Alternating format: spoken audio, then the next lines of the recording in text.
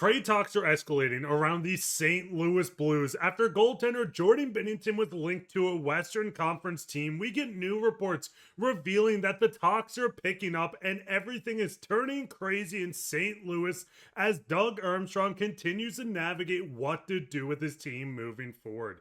We're going to break down these reports around Jordan Binnington, what it means for the future of the Blues, and so much more.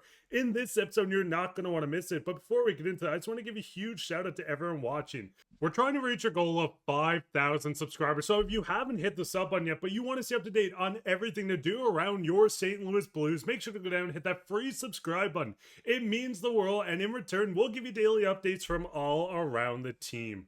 But with that, Darius, we're going to dive straight into this. And listen, we're going to get into some prospect stuff later on, but we know there's so many reports on Jordan Binnington being linked to teams as teams are looking to get a reliable and a Stanley Cup winning goaltender between the pipes. Now, we did a full video on a bunch of rumors from Jordan Binnington. Go check that out after this video. But things continue to escalate where Elliotte Friedman speaking on the Edmonton Oilers, one of the teams actively in on Jordan Binnington, and saying after they got dismantled 8-3 versus Dallas, the Oilers have no choice but to ask themselves if it's time to trade Stuart Skinner. Now listen, the biggest question mark around the Edmonton Oilers, and listen, we do not care how they're doing, but the fact that they're consistently and constantly looking for goaltenders, and with Jordan Binnington's name kind of floating in the rumors series, I can't help but feel that something is going to pick up very soon. And do you think the Edmonton Oilers might even go out to make an overpayment for Binnington at this point?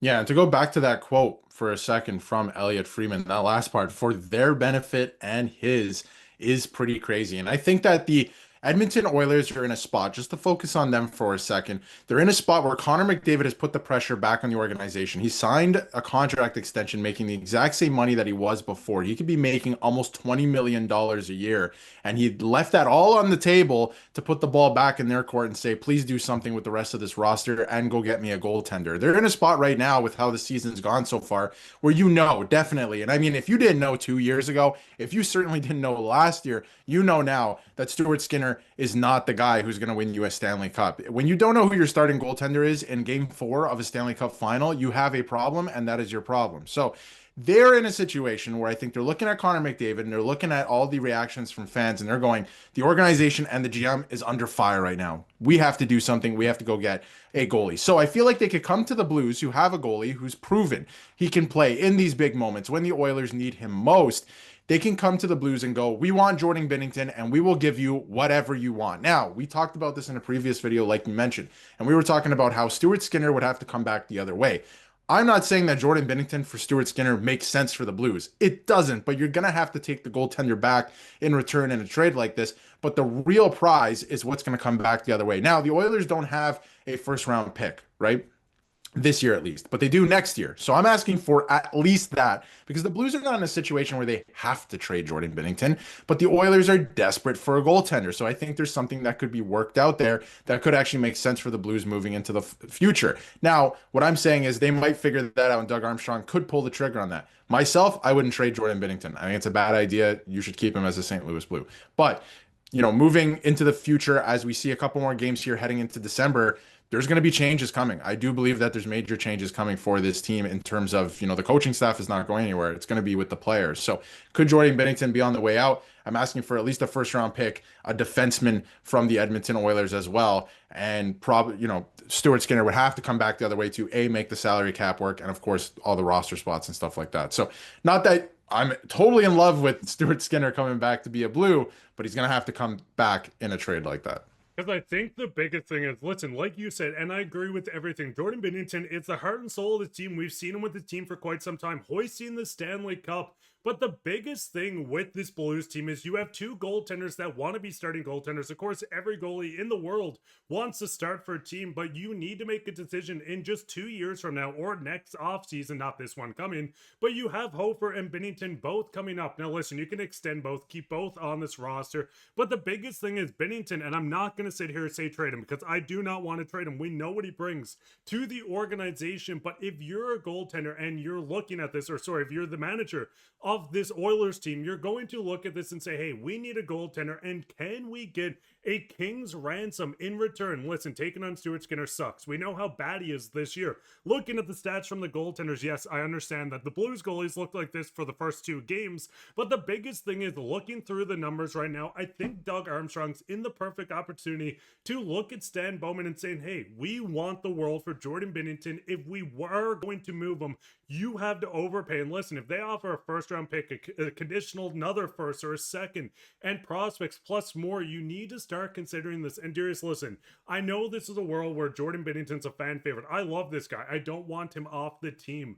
But do you think this would be a situation, if they're looking at the goaltending tandem at the moment, them saying, hey, listen, we trust Hofer to take over the future of this team, and if this deal comes through, we cannot say no to it? Well, Hofer going in, a lot of people would argue like maybe he's not ready. Do you think he can be the starting goaltender to lead this team to the playoffs? Depending on the next couple of games, this team's not going anywhere, and they can turn into a seller in very short order. And I want to see them succeed. And we predicted in the offseason this was going to be a good team, but they could turn into a seller very quickly. And I feel like that's why the Oilers, when they're looking for other goaltenders around the league, would target the Blues, because they'd be like, we need a goaltender. You're a team that's turning into a seller who's looking to sell off some pieces. Why don't we take your goaltender off your hands? Which, I don't think that's necessarily a good idea for the Blues. But I could see like even Connor McDavid going, let's look at other goaltenders on the list here. Go get me the guy who won the Four Nations face-off for us, right? Go get me that guy who can, win a Stanley Cup. We know that can carry a team through certain games in the playoffs. Comes up big in these big moments, right? It's not necessarily about the regular season stats. Sometimes that he's cold-blooded in that way. So I think that it makes a lot of sense for the Oilers and why they would, want to make a trade like that. But I have to say, like, we're talking about Stuart Skinner coming the other way. It has to be a first round pick next year. And also keep in mind, you can flip a first round pick for next year for one this year. Like, you can make some trades on draft floor as well if you make some moves over the course of the next couple of months. So I'm not worried about that. I feel like the Blues can get into a first round spot in this year's draft if they really wanted to. So I think things are going to get very interesting over the next couple of games here, because if they don't turn it around quickly, like if they don't have a good effort in their next 3 games, it's over. They're making changes and guys are going to start getting traded. Because I think the big thing is, too, just going back to look at this goaltending tandem. We know Colton Ellis went to the Buffalo Sabres. It hurts. A guy like that would be awesome just to inject into the lineup for a game or two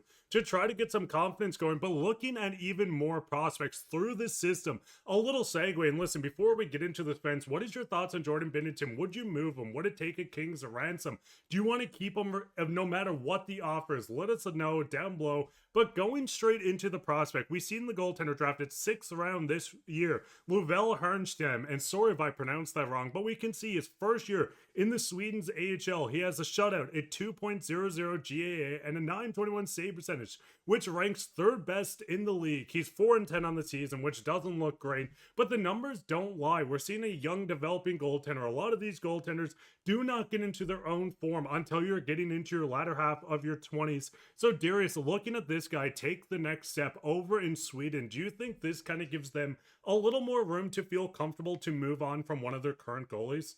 In terms of goaltending for the Blues, I'm not comfortable anymore because of what happened to Colton Ellis, right? Like, I would feel a lot more comfortable if he was down there in the AHL. But this guy, we were talking about him in the summer. He's going to come up and he's going to be great for this team, I think. He's continuing his development. You made a good point that, goaltenders don't even really come into their own around until they're around, 26, 27. I think Matt Murray with Pittsburgh is kind of like an outlier if you want to look at certain examples. I mean, look at Jordan Binnington too, right? Like, he only kind of flourished in 2019 when he was in, the second half of his 20s or in his mid 20s. So I feel like goaltenders do take a while. So he's continuing his development. I think that he can be a good goaltender, but I don't think it's anytime soon. Like, I don't think you can plug this guy into the NHL even next year and be like, yeah, that's your solution at this point. So with what happened to Ellis, I mean, it's just bad timing with everything at this point this season, because if he was down there in the AHL, I think it makes a Jordan Binnington move actually even more likely than it might already be at this point, because you'd move off of him, you'd get great assets in return. You go, okay, we're going to hand the keys off to, first of all, Hofer,